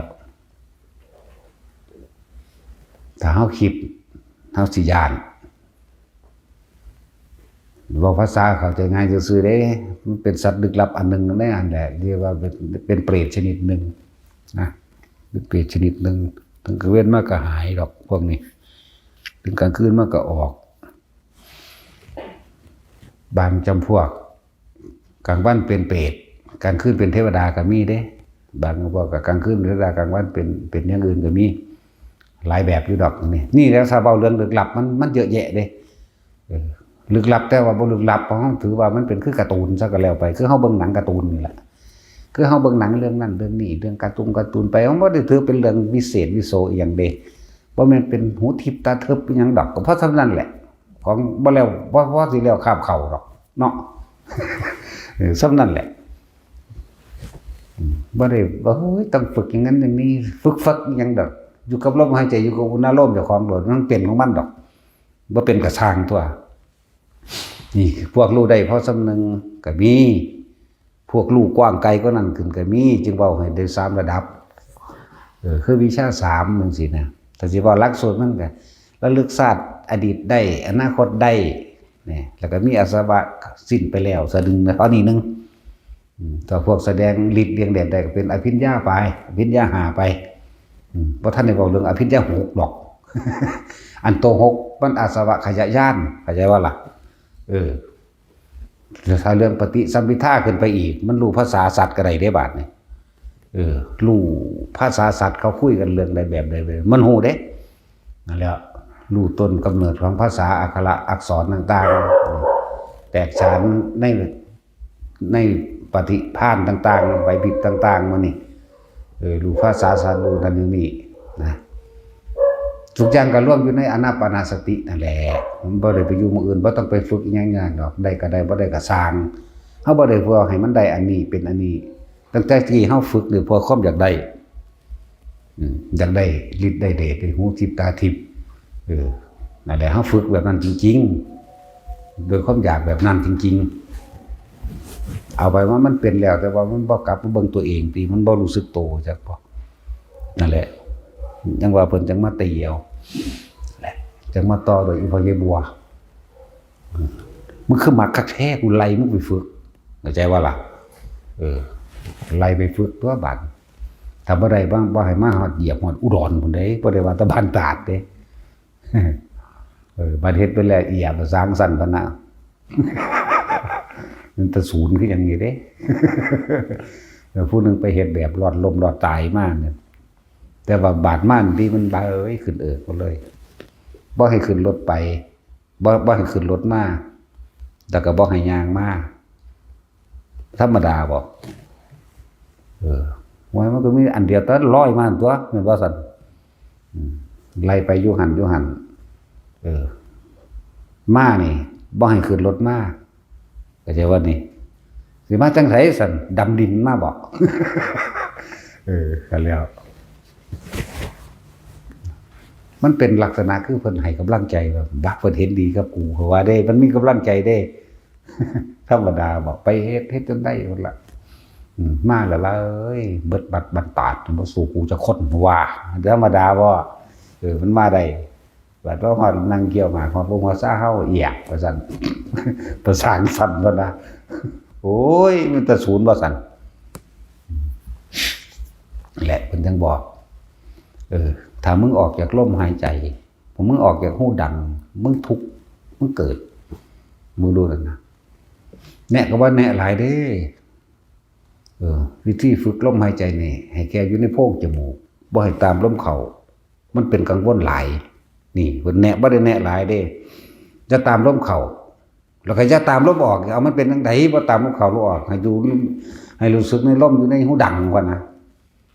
เท่านี้นึงเด้ไปหนีตัวบาดเลยนี้ชูมือหรอวะก็จะเว้าเรื่องไรนี้ชูมือทีนี้ไปใส่เนาะด่าก็ด่าเจ้าของนะแต่ว่าโคตรพ่อโคตรแม่มึงกับเจ้าก็เป็นโคตรเลยเด้บาดทีเถียงด่าเจ้าของตีเลยแล้วมึงก็เบิดแนวด่าตัวเนาะก็เจ้าตัวเป็นโคตรเลยแล้วมันจะสั่งเลยยังเลยบาดทีเถียงบาดที่ว่าเถียงก็ว่าเถียงบาดที่ว่าคนปัวเข้ามาในหัวเพิ่นเบิดคำสิเว้าเด้เพิ่นเหลือใจคักอยู่ดอกบาดทีเถียงโคตรพ่อโคตรแม่มึงจังซั่นจังซี่เจ้าตัวเป็นโคตรหัวเลยเราบ่มีหยังแบบเบิดคำสิเว้าเว้ยจักสิด่ามันไปจังได๋ถ้าด่ามันก็ว่ากูเป็นโคตรแล้วก็สิไปจังซั่นตัวนั่นแหละก็ได้ต่างๆก็เรียกว่าเฮาเกิดน้ำอีพญิบัวบ่ได้เกิดน้ำไผล่ะนะว่าประสบการณ์ต่างๆให้ฟังแล้วพวกเฮาไปพบไปเจอเอาเองไปเห็นเอาเองแล้วสิคิดแบบใดสิวางจิตแบบใดสิสรุปความคิดสิหาความเห็นให้มันลงโตแบบใดนั่นแหละทางโลกนี่ความเคยชินในการคิดสรุปหาเหตุผลรายดีมีเสียขาดทุนหรือกำไรเห็นบ่ล่ะทางธรรมนี่บ่ให้มีหยังเลยละความคิดออกอย่างเดียวอย่าไปสรุปความเห็นหลายคนมีแต่สิเอาความเห็นแล้วมาสรุปว่าอันนี้ผิดอันนี้ถูกอันนี้จริงอันนี้บ่จริงเด้ยิ่งประเภทที่ว่าไปเห็นพี่น้องเจ้าของตกนรกโอ้ยกลุ้มใจไปเลยได้บัดนี้มันหลอกเบิดนั่นน่ะอุปทานแต่ยังมีตัวตนอยู่ได้นั่นน่ะถ้าละคำว่าตัวกูของกูกับพี่น้องกูกับตัวกูบ่ละบาดนี่เห็นบ่ล่ะไปเห็นผู้นั้นผู้นี้ที่เฮาเคารพนับถือตกนรกกังวลเลยบัดนี้บ่เป็นอันว่าภาวนาหาวิธีไปทำบุญให้เขาได้บัดนี้คือหลอกเรียกว่านั่นนั่นแหละถ้าเฮาเข้าใจคำว่าสัตว์โลกเป็นไปตามกรรมมันผู้ใดแก่กรรมให้ผู้ใดได้ดอกเฮาก็เพ่งเพียรภาวนาของตนเถิดนะไปเห็นผู้นั้นเห็นผู้นี้ถูกหลอกเบิดอุปทานขันธ์5นี่นึงเด้ให้ว่างเข้าใจว่านี่กายนี่ก็บอกง่ายๆเลยว่ามันเป็นของบ่ยากดอกคือเฮายอมรับในความตายเฮาบ่สงสัยเฮามันเลยตายไปแล้วหรือฝากตายไปแล้วหรือบ่สนใจแล้วเรื่องตายนี่ตายยามใดตายแบบใดก็คือตายนะแล้วถ้าขันธ์4นี่จักบ่นี่เวทนาสัญญาสังขารวิญญาณว่างมันเป็นนะนั่นแหละว่างมันเป็นตัวสัญญานี่สัญญาหยังเอาญาติกูนี่ว่าสัญญาละเอียดเด้ญาติกูพี่น้องกูปู่กูย่ากูนั่นนี่กูนี่กูนี่เห็นบ่นี่ตัวตนมันเลยมีเหมือนเดิมมันเลยเกิดอัตตาลึกเข้ามาทั้งในมันเลยเป็นฮอดอัตตาตัวตนเจ้าของเองพร้อมนั่นแหละเห็นบ่ล่ะแต่เฮาเข้าใจว่างอุปทานเป็นคือบ่นำเข้ามาคิดคือบ่มีของกูแล้วก็บ่มีของสูจักว่าดิบ่มีสูแล้วก็บ่มีกูบ่มีกูก็บ่มีสูหั่นตัวจะไปสรุปความเห็นนั่นนี่อย่าไปเอาผิดอย่าไปเอาถือจริงกับเท็จมื้อนี้อย่าไปเอาจักอย่างเพียงแค่รู้แค่เห็นแค่ได้ยินแค่ได้กลิ่นเสียงสวดมนต์จากฝากฟ้าม่วนคือหยังได้แต่ว่ามันม่วนอีหลีแต่ว่าเฮาบ่ค่อยตามนั่นแหละ หลายบทอยู่ดอกเขาเจ้าก็บอกให้ฟังหลายองค์อยู่มันจื้อบ่ได้ มันก็จื้อบ่ได้นำ ว่ามันเป็นแบบนี้ว่าสิเอิ้นผีกองก้อยตึบมาบอกเข้าใจง่ายซื่อๆดอกเขาว่าผีกองก้อยเพิ่นนอนอยู่เขาเรียกว่าตึบมาใกล้ๆคือจังหยุดเบิ่งเฮานี่เขาเรียกว่าตึบขึ้นได้บัดนี้แต่ตอนนั้นบ่คิดก็บ่มีปัญหาหยังแต่ว่าหลังจากนั้นเอามาเว้าให้กันฟังเนี่ยเว้าได้แต่ว่าล่ะนั่นแหละวิธีละคือการบ่คิดว่าหยังคือหยังเป็นหยังบ่ให้ฟังซื่อว่าคืออันนี้ซื่อบ่ได้ว่าอีหยังว่าบ่ได้ไปสรุปความเห็นนั่นนะแต่ว่าเข้าใจกันง่ายซื่อว่าผีกองก้อยซื่อสูงเพียงเข่าหรือซ้ำลิงล่ะซ้ำลิงยืนนี่แหละตัวซ้ำนั้นก็มีน้อยกว่านั้นก็มีอีกคืบเดียวนี่ก็มีแต่ว่าคืบเดียวก็มีการเว้นล่ะอันนี้คือเขามาหาของอยู่ของกินธรรมดาสิเป็นนิมิตหรือบ่นิมิตหรือสิจริงหรือเท็จเนี่ยประการใดก็ตามเฮาก็เห็นอยู่มีถุงเที่ยวพร้อมเด้ ถุงใส่นั่นใส่นี่นะเอาคือหยังสารนี่แหละเป็นสุดเสื้อผ้านะเป็นคนโบราณนะเป็นคนทำตะกี้นะนี่น้อยก็คือคนดีๆนี่แหละก็มันทางรูปร่างหน้าตาชิลายแต่ว่าเป็นดังเปย์ๆเลยแบบ ดังเปย์ๆเมบๆตีนกับเพิ่มๆดัก แต่คนน้อยๆนึงเด้เขาก็คือบ่ย่านเฮาแต่ว่ามันสิจริงหรือบ่จริงก็บ่ได้สนใจตรงจริงหรือบ่จริงแต่ว่าเฮาฮู้ว่าแนวนั้นเฮาเห็นแนวนั้นแต่ว่าเว้ากันนี่บ่รู้ภาษานะเว้ากันอันเก็บของมาเ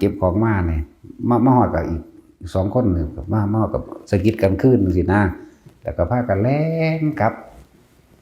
เวลาแล่นไปพุ่นก็หยอกกันไปนำเด้ไปนำเด้เสียงเขาเว้ากันนั่นแหละเป็นจังซี่มั้ยเป็นแบบนี้แหละไปแล้วบัดนี้มันก็เบิ่งซื่อๆแล้วก็ออกจากเห็นมาแนวใดก็ว่าแนวนั้นเด้เนาะบ่เป็นตาย่านกลางเว้นเด้นี่อันนี้เป็นกลางเว้นบ่เป็นกลางคืนจังบักใหญ่เพียงแอวแน่แล้วก็ขาแขนแน่ส่วนความสูงมันน่ะเพียงเข่าแน่เพียงแอวแน่แล้วโตใหญ่ขึ้นกว่าใหม่พุ่นอันนี้ไปเห็นอยู่โคราชนี่แหละจักสิจุดใดของโคราชแล้วของเขาอยู่ในตะน้ำปลาไหมจักสิอำเภอใดตำบลใดบ่รู้พอบ่ค่อยสนใจคนแต่มีเสียงคนมาปุ๊บนี่เขาหนีโลดเก็บของอีลุงตุงนั่งหอบหนีโลดแสดงว่ามันยังอยู่ไกลคนอยู่กับเขาตลอดเดี๋ยวอันบักใหญ่อันนั้นรุ่นหมีใหญ่เพียงหัวเฮาพุ่นใหญ่ขึ้นกกใหม่ขวาบขึ้นไปบัด มันหังเห็นมันแปลกประหลาดอยู่ว่ามันหังเห็นขึ้นกกใหม่บักใหญ่พุ่นเด้กระดึบเครื่องเอาอก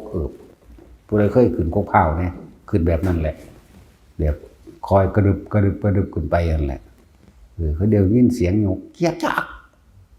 ทิ่มศพนกเงือกลงมาโปะคนหนึ่งสีศพนกไหมเห็นจักว่าบ่แม่นเป็นศพเป็นโตเด้สีศพนกห่วยมันจักสีศพนกบ่ได้นี่พวกคนบ้านนอกนะศพนกนั่นน่ะ เขาเอิ้นหยังบ่บาดนี่หาบ่นี่ ริมฝีปากนก ดังนั้นมันหลูดกินเบิดไหมมันกระถิ่มแต่อันนี้ลงมาไหมสงสัยมันจะจับเอาปากมันจะง่อยปากมันนี่เนาะกัดเลยนะแล้วตัวนี้มันสิถิ่มลงมาปุกลงหาเฮานี่เด้นั่นแหละบาดดำลงมากับขรูดลงมาอันกาบไม้อันแห้งๆขวาบลงมาโปกเบกลงมาเด้นั่นแหละจุดสำคัญนี่คือให้เฮาบ่คิดเด้อันที่เว้าเรื่องมากไปประสบเหตุการณ์เฉพาะหน้าแบบนั้นตรงหน้าแบบนั้นเว้าให้หมู่พระหมู่นี่หมู่สิไปต่อไปอยู่นี่จุดสำคัญคือต้องอยู่กับลมหายใจต้องอยู่กับอุณหโลมต้องอยู่ในความรู้สึกโตแห่งกายเท่านั้นเด้ สัมปชัญญะนี่หรือรู้สึกตัวเด้นิ่มนวลอยู่กลางหน้าผากกลางหัวหรือหน้าอกก็สร้างนี่สัมปชัญญะแปลว่าจังซี่ความรู้สึกนี่คือสัมปชัญญะอาศัยลมหายใจถ้าคิดบ่ออกบอกบ่ถูกไล่หรือดีผีหรือคนกลับเข้ามาเลยลมหายใจทันทีจุดหมายคือเอาบ่คิดทั้งที่เห็นอยู่นี่แต่งูมีแสงก็มีไหมแปลกประหลาดคือยังนี่เด้นี่กลางคืนแต่ว่าบ่ประมาณว่ากว่ารู้สึกว่าเลยแล้วก็มันอ้อมเข้าไว้นี่คุมลุมอยู่ซ้ำหัวเข่าซ้ำทำขาโตยผมจะขาโตยก็ได้พวกกันเขาหัวใจขาโตยก็พูดตัดสินเท่ากับขาโตยขาอ่อนสูนั่นแหละขาโตยเรียกว่าอะไรนั่นแล้วเรียกว่าขาโตยมันเหลื่อมงามๆเลย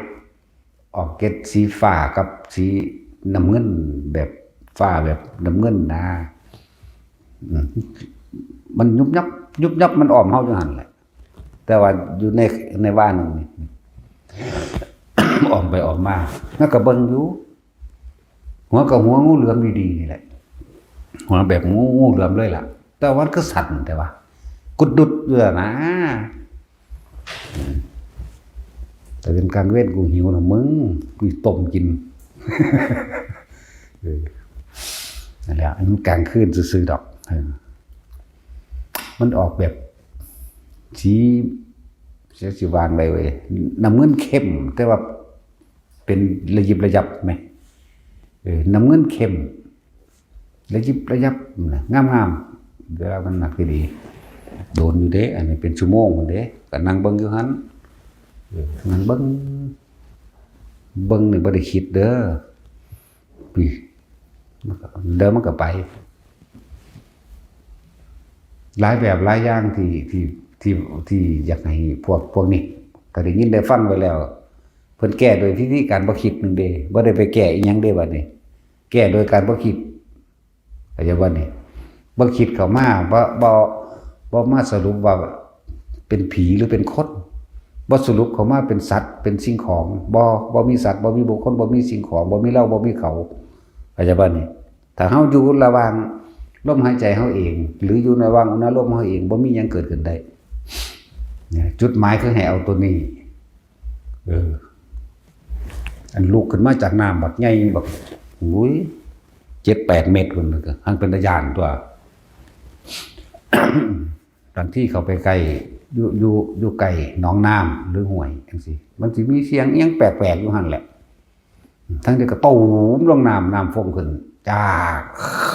ลงเด้ก็นั่งเบิ่งหั่นแหละเป็นจังว่าปลาบ่อนซื่อๆบัดนี้ของจริงปลาบ่อนจริงก็เป็นดังบักแห้งแต่คนมันเงียบกว่าดอกเนาะปลาบ่อนปูหาขึ้นบักแห้งกว่าเด้โว้ยวานจะเป็นปลาฉลามพุ่นแล้วตั้งแต่ปลาน้อยๆนั่นแหละปลามันบ่อนธรรมดานี่แหละรู้จักปลาบ่อนบ่เนาะพวกนั้นพวกนั้นรู้จักปลาบ่อนไหมปูว่าขึ้นก็เสียงอันมันสวบยังจับนี่ก็ดังเด้ว่าธรรมดาเด้หูนี่ก็เลยอันแค่มันจับบางที่เสียงเวลาปลาดุกมันจวบกินตะไคร่น้ำหรือกินกุ้งจังซี่เด้นั่นแล้วย่างไปเบิ่งกับปลาดุกอีหลีแล้วจังว่าจังหูหลายอย่างในสิ่งเหล่านี้คนย่างไปเบิ่งโดยบ่คิดก็มีเด้อยากว่าเดินจงกรมกับเฮาก็ยังบ่คิดได้แม่นบ่แต่เฮาย่างไปเบิ่งโดยบ่มีความอยากมันก็ยังเป็นไปได้เห็นบ่นั่นแหละจุดหมายอันสูงสุดคือบ่ให้ผู้คนคิดสรุปความเห็นบ่ให้มีความเห็นว่าร้ายหรือดีผิดหรือคนผิดหรือถูกจริงหรือเท็จจุดหมายที่เว้ามาหลายๆนี่แม้กระทั่งว่าพระสงฆ์องค์เจ้าอริยสาวกรุ่นเก่าๆมาแสดงธรรมก็สร้างฟังอยู่หั่นอยู่ในหั่นจะคิดจะตอบโต้ใดๆเด็ดขาดอยู่ซั่นแหละแม้กระทั่งเป็นพระพุทธเจ้าลงมาแสดงเองจะเป็นลูกเฮ็ดนำเด้นั่งเบิ่งอยู่หั่นแหละเข้าใจว่าล่ะนั่นแล้วโอ้ยมันกิ่งอีหยังนี่ธรรมดาบ่ผู้ใดสิว่ายอมขุบเขาเนาะ เฮาก็คุบเข้ามาบ่แห้งเด้นั่นแล้วลอยลงมาจากท้องฟ้าสวยงามนะบางครั้งก็เป็นแบบผมเป็นบ่มีจุกบางองค์ก็มีจุกนะไว้แต่เว้ามาก็3 ล้านกว่าองค์พุ่นเด้ล่ะที่ฮู้เห็นมานี่ทั้งบ่ให้สรุปแค่เว้าให้ฟังซื่อว่ามันบ่จริงแต่จริงก็เห็นได้นำกันตัวเดี๋ยวนี้เนาะเฮาก็ไปดึงเพิ่นมาบ่ได้แหมแต่ว่ามันก็เป็นกำลังใจจังหนึ่งซื่อๆทั้งบ่ให้ไปถือจริงๆจังๆเด้อให้ไปถือจริงจังอีหยังว่าบ่เบิดดอกเยอะเขาคือคนสิเอาปืนมายิงเฮานี่ก็เป็นปืนสมัยใหม่นี่นึงเด้เป็นปืนโบราณเด้แต่อยู่ในตอนนั้นสิมีคนบ่อยู่ป่าลึกๆพุ่นแล้วเขาก็ยิงโป่งอีหลีนี่เด้ผู้ถืออันดาบมาก็ถอดต่อหน้าต่อตาเฮานี่เด้ฟันเฮาอีหลีนี่เด้เข้าใจว่าคำว่าฝากตายเข้าใจคำว่าเลยตายไปแล้วคือบ่ได้สนใจเรื่องตายเพราะว่ามันบ่คิดอยู่ของมันนี่แหละก็บ่เห็นว่าจะเป็นหยังมั้ยเนาะนั่นแหละคือจะคิดอีหยังกับอีกอันนึงคือเวลาเดินทางไปหันไปนี่จะเอาความคิดไปอยู่จุดหมายเด้เข้าใจว่าล่ะพวกหมู่นี่พวกเดินป่าอยู่แล้วนี่อยู่กับลมหายใจหรืออยู่กับอุณหภูมิของเจ้าของเองมันเจ้าสิรอดไม่รอดนาหรือย่างหรือปีนเขามองหันมื้อนี้ก็สร้างสัญญาหรือสัญชาตญาณในการป้องกันตัวในการหลบหลีกมันเป็นของมันเองโดยธรรมชาติเข้าใจว่าล่ะแต่ว่าเฮาอยู่พี่ลมหายใจหรืออยู่ในอุณหภูมิเฮาเองพี่อยู่ในความรู้สึกตัวเฮาเองน่วงไปเรื่อยสิรอดสิปีนสิขึ้นนี่มันทั้งเป็นของมันดอกสัญชาตญาณการป้องกันตัวหรือการเอาตัวรอดมันก็เป็นของมันแต่อย่าหนีออกจากความรู้สึกตัวนี่คือจุดหมายเวลาเดินย่างไปพุ่นย่างไปพี่นั่นน่ะอันนี้มองเอาเลยเด้จักว่านี่บ่ได้ตลกเลยบ่ดิเนาะแล้วจังว่าเน้นย้ำพวกนี้พวกให้ไปอีกนะให้ไปอีกไปสร้างไปเฮ็ดนั่นเฮ็ดนี่ไปนำเพื่อเป็นกำลังในการต่อไปคือยังเฮาไปเฮ็ดสร้างกุฏิวิหารศาลาโรงสันนั่นนี่นะคือจังเฮาไปวัดหูบใหญ่อาจารย์นนท์จังซี่ก็ไปสร้างไว้เป็นกำลังภายนอกอาหารจะเราสำหรับคนที่อยู่อาศัยมันจะเกิดขึ้นมาภายหลังเองดอกแล้วเวลาเฮาไปของเฮาเข้าใจบ่นี่กำลังภายในคือกำลังใจของเฮามันมีอยู่แล้วมันตั้งมั่นอยู่แล้วนี่มันได้ทั้งนอกได้ทั้งในเด้คือเฮาเฮ็ดอีหยังคือง่ายแหละจริงๆมันง่ายๆนึงนี่เพราะว่าเฮาเฮ็ดมาไว้แล้วเป็นของเก่าเฮาเฮ็ดมาเบิดบ่หันแตะเก่าศาสตร์ที่แล้วได้เอาเก่าศาสตร์นี่แหละเฮ็ดบาดเฮ็ดว่าเฮ็ดอันนี้นี่เฮาของเฮาเฮ็ดมาแล้ว เฮาก็เลยเฮ็ดง่าย อย่างนึงบ่เคยอิจฉาริษยาผู้ใดในการทำดีผู้ใดเฮ็ดดีแนวใดก็ช่างผู้ใดใส่บาตรเฮาก็สาธุในใจเฮาเกิดความปลื้มขึ้นมาเองเลยผู้ใดสักอยู่สักส่วนกันหรือเขาคุยธรรมะนำเฮายิ้มในใจทันทีเลยนี่มันโมทนาเองเข้าใจบ่บ่เคยอิจฉาริษยาบ่เคยขวางธรรมไผพร้อมแต่ว่าอธรรมอันเป็นหมู่ในฐานะเดียวกันแต่เป็นในทางที่ผิดขวางโดยวินัยใช่ป่ะล่ะติเพื่อต่ออันนี้มันก็ละอย่างกันเด้อแต่ไปหันไปนี่บ่ต้องไปตำหนิเพิ่นดอกปล่อยเพิ่นเลยอย่างน้อยๆเพิ่นก็บวชเนาะอย่างน้อยๆเขาเจ้าก็บวชเฮาบ่ได้เป็นเจ้าของกรรมใช่ป่ะล่ะบ่ต้องไปตำหนิผู้นั้นคือเฮ็ดนั่นเฮ้อผู้นี้เฮ็ดนั่นนี่ก็สร้างอันนั้นเฮาบ่ทันได้มันเป็นเรื่องที่เฮาสิไปดึงเอาบาปกรรมของเขามาใส่เจ้าของเลยใช่ป่ะนี่แต่ว่าเฮาในฐานะเฮาเป็นผู้แนะนำเป็นผู้นำหมู่นี่เฮาก็ต้องเว้าเป็นธรรมดาแต่เว้านี่บ่มีอารมณ์คือเจ้าของเว้าเด้คนละเรื่องกันเด้เว้าเอาพระวินัยมาเว้ากันเด้นั่นว่าซั่นเอาพระวินัยมาแสดงเวลาเฮาตำหนินี่ภาษาโลกว่าไปเฮ็ดกระจุดของขังบอกเลขบอกหวยไปทำนายทายทักอันความนั้นความนี้นะเป็นเดรัจฉานวิชาจังซี่นะนั่นแหละไปปลุกเสกเลขยันนางปกนางเป็กนั่นว่าซั่น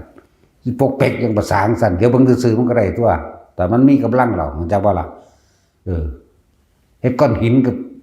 วิเศษได้เบิดนั่นแหละแม่นบ่ล่ะบอกภาษาเขาก้อนหินก็ขังดอกสิให้มันขังแม่นว่าบ่หาแต่ไปเสกเป็น7 มื้อเดือน1 3 เดือน6 เดือนหรือไฟ ใต้สะดือโบสถ์สิมยังดอกนานว่าล่ะนั่นคือหลวงปู่แหวนเพิ่นเฮ็ดจังสิเพิ่นเฮ็ดเพื่อสงเคราะห์ทหารอากาศจังซี่เพิ่นอยู่วัดเพิ่นได้ล่ะเพิ่นนึกไปซื่อๆมันก็ได้แล้วไปแต่คนมันมีตาดีมันก็เห็นตัวแสงสว่างพุ่งออกมาแบบนั้นแบบนี้ก็ว่าไปนั่นแหละแล้วบอกน้ำข้นมีฤทธิ์มีเดชแต่เขาบ่ได้ไปสนใจบางหันดอกนะจะไปสนใจฤทธิ์เดชอันนั้นอันนี้นะบ่มีหูทิพย์บ่ต้องไปตาทิพย์หูทิพย์บ่ต้องไปรู้อีหยังดอกรู้สึกโตนี่ดีที่สุดที่เพิ่นว่าแบบสุขวิปัสสกะปฏิบัติง่ายๆแบบสบายๆแค่รู้สึกโตด้วยตนเองบ่ฮะต้องหูหยังดอกวิธีเอามาวัดตนเองเอาหยังวัดเอาอารมณ์นั่นแหละถ้าเขาด่ามามันศูนย์ขึ้นบ่มันตัวต่อของบ่ได้ดอกแนวมื้อนี้ถ้าเขาย่องมามันดีใจบ่นี่เขาด่าก็รู้เขาย่องก็รู้แต่ว่าบ่เก็บเข้ามาใส่ใจก็เกิดอารมณ์บ่ได้บ่มีความคิดมันก็จบทันทั่วเห็นบ่ล่ะเว้าความคิดเห็นเป็นไงบ่มาเทียบโดยทิฏฐุปทานบ่เอาความคิดเห็นเป็นไงเอิ้นว่าทิฏฐุปทานนี่คือละความคิดเข้าใจบ่นี่คือบ่นำเข้ามาคิดรูปรสกลิ่นเสียงบ่นำเข้ามาคิดศีลปฏิปทานเปรียบเทียบสรุปไว้แล้วเด้นั่นจากการได้ยินได้ฟังรู้ได้เห็นมันบ่ล่ะกามุปทานนี่อารมณ์พอใจในรูปในรสในกลิ่นในเสียงมันนี่กามุปทานเข้าใจบ่นี่ยึดมันในอุปทานอัตตาวาทุปทานเกิดความรู้สึกพอใจกับไม่พอใจนั่นแหละตัวตนเกิดพบเกิดเนี่ยเรียกว่าพอใจในเสียงหยังเสียงเขายองเห็นบ่นี่ละอุปทานเป็นบาระบาดถ้าเขาบ่ด่าเด้บ่พอใจนี่อารมณ์มันเกิดอยู่ทางในพี่มันตัวเจ้าของบ่ได้สิเป็นแบบใดก็สร้างบัดในสุขวิปัสสกะในวิชา3ในอภิญญา5 6ก็สร้างในปฏิสัมภิทาญาณก็ตามโตเสมอกันคืออาสวะขยะญาณเข้าใจบ่นี่หมดอารมณ์ความข้องเกี่ยวพอใจได้ไม่พอใจเกิดไม่ได้เพราะยังไม่คิดตึกปรุงแต่งบ่มีความเห็นอีกก็ไปอาจจะว่าล่ะแต่ต้องว่ามันเน้นพวกไปป่าเน้นพวกไปเที่ยวดงเที่ยวภูเที่ยวผาเที่ยวถ้ำหรือตะเวนไปตามสถานที่ต่างๆอย่าไปตำหนิเขาเจ้าอยู่ซื่อๆอย่าไปเอาอกุศลกรรมของว่าใส่เจ้าของอันใดเพิ่นเฮ็ดดีสาธุเอาอย่างเดียวแต่ว่าล่ะอันนี้บ่ดีก็กูมาอยู่กับอุณโลมกูเสยเข้าใจบ่นี่อันใดเพิ่นเฮ็ดดีเพิ่นสร้างพระก็ตามศาลาก็ตามถนนหนทางก็สร้างโมทนาสาธุเบิดบ่ว่าตั้งแต่พระบ่ว่าแต่หมู่นี่คนเฮ็ดก็สร้างนั่นแหละสมาทาน